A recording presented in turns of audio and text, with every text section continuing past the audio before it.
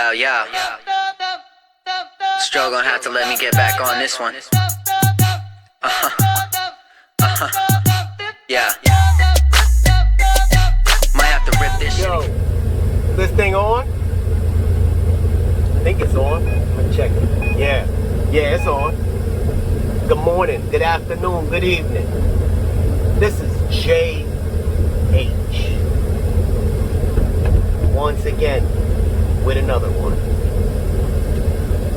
I started a little series, and the series was having to do with each specific job and what each job entails and the requirements behind each job.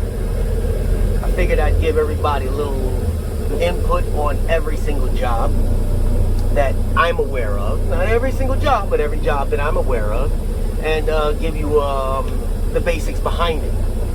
Today I'm going to chop up with the PSE Sales and Service Clerks, or at the stations they just call them the distribution clerks, or a clerk associate. These are the ones not to be mistaken with the processing clerks, although they intertwine, but we'll get into that in a little while. So the PSE, again, is a postal support employee. That's just the level. So there's a PSE sales and service clerk, and they have PSE processing clerks, two different things. But the sales and service and distribution clerks, they play a vital role in getting the mail to the carriers in the morning and to the trucks in the evening. Distribution, meaning when they receive a load of mail, parcels, letters, etc., in the AM hours, they can start at any hour of the morning. Some start as early as 12 a.m. up until 4 o'clock in the morning, until they're done. Some places have them on split shifts. If that's not you, then don't worry about it.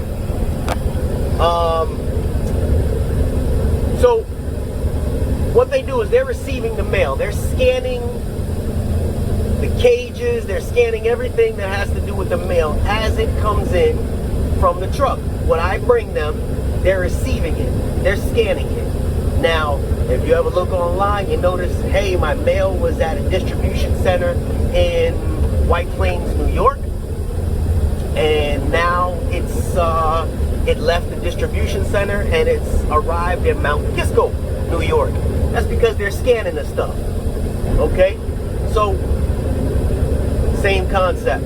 I bring them the mail, they receive all of the mail, whether it be packages, parcels, the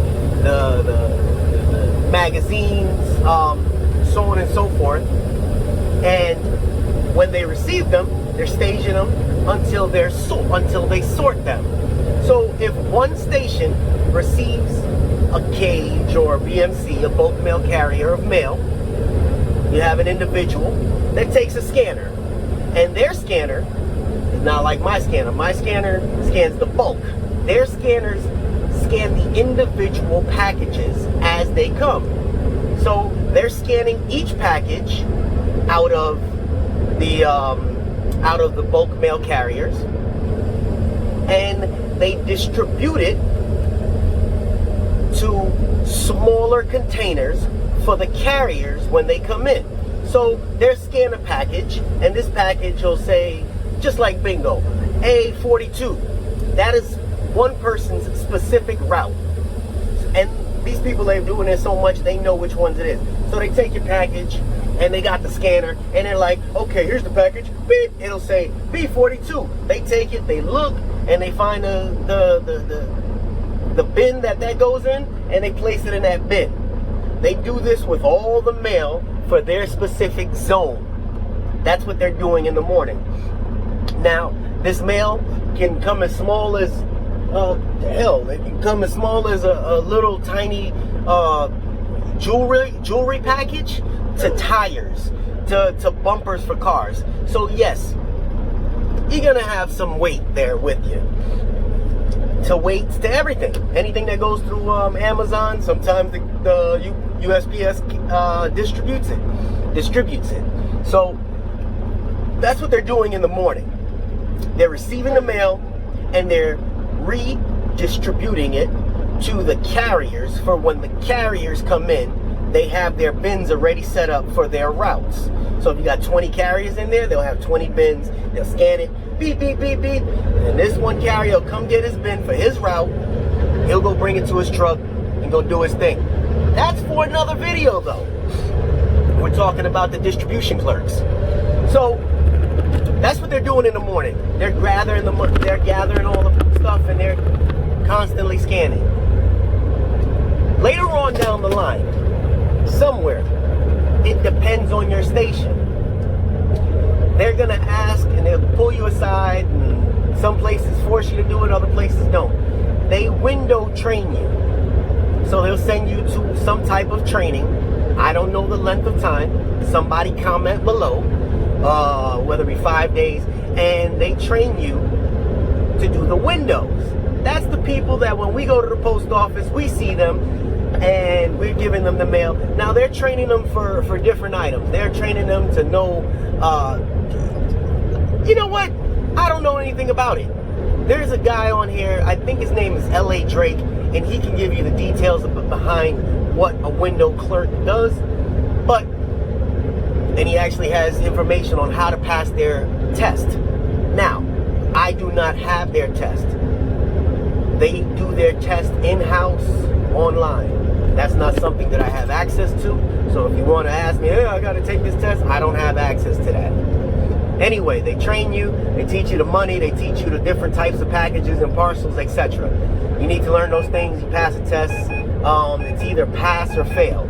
So it's not like, oh, you know, there's a score behind it. You either pass it or you fail it. That's what they do when they're during the daytime, when the windows are open, to receive the packages, to receive the mail that's going out. Now, the clerks that work in the evening, what they're doing is they're gathering all the mail from the window, from the stuff that I went and I bought this package and I'm mailing it out to Colorado. I paid for my package, I gave it to the lady, she puts it in a bin, that bin goes to the back. Oh, this guy just ran a light. See, these people out here crazy. So that they're bringing it to the back and they're separating it. They're separating every item for different zones. So they have different cages, different pieces of equipment that this mail that they picked up from the window goes into. When I, the truck driver, go there in the evening, I go pick this mail up, these packages, these parcels. So when you guys are mailing all your packages for Christmas, going through the mail, there's a truck driver that has to go pick that thing up. We go with the trailer to that station, we pick that mail up, and if you watch the TTO video, you know what I do from there. We pick that mail up, we bring it back to the plant. The people in the afternoon, they're basically getting that mail prepared for me to bring back to the plant. They're sorting it into different zones so that when it gets to the plant, they can bring it around the plant, the mail handlers, to the different zones that it needs to go, whether it's going on another trailer, whether it's going in the zones to get worked, whether it's going it just moves around. That's in the mail handler's video. So that's what the clerks are doing in the evening. So you have a clerk that works in the morning, during the day, and the evening. Stations are not open 24 hours a day, but their hours can range anywhere. If you're a clerk, you can range anywhere between midnight and sometimes 8 p.m. I've seen some of those stations open. So just let it be known, those are your, hours. They will train you on all the different aspects of it, just so you're aware. You don't ever want to come into the situation saying, oh, I just want to be a window clerk. Number one, that sounds lazy. Number two, you need to know all the aspects of the post office in order to understand what it is that they're doing. Make sense? Yes. I don't know what they're doing, but I have a general idea of what everybody does. General idea. That's what I'm giving you this information. Hey, I believe they're starting anywhere in the $18 an hour range. Yes, they do get insurance. They are underneath the American Postal Workers Union contract. So that means, according to their bargaining contracts, they will get pay raises, pay increases, etc. When you become regular. You get the COLAs. COLA stands for Cost of Living Assessment. They assess the living increases in the country, and they may throw you extra quarter, whatever it is. That happens every year, every 2 years, something of that nature. They do get regular raises. They do get regular health benefits. When you first start, you don't get access to the retirement benefits, but that happens when you become a career. So it's very important to stick around, stick through it. The hours suck, but they do pretty good. Their pay ranges, I told you, from the $18 an hour to start. In a dead station, you can make, this is a dead station, anywhere between 40 grand a year to 60 grand a year. That's at a dead station. The ones that are a little higher up, they can make over 100 grand a year. You don't believe me? Yeah. If you know anybody that works in there, just ask them. I ain't got no reason to lie to you. You just gotta put your time in. I know a lot of younger people talking about they want that 100 grand a year money, but you gotta put your time in. You gotta put your time in. You just don't start off making that type of money. What qualifies you to make that kind of money? My daughter got a bachelor's degree in psychology.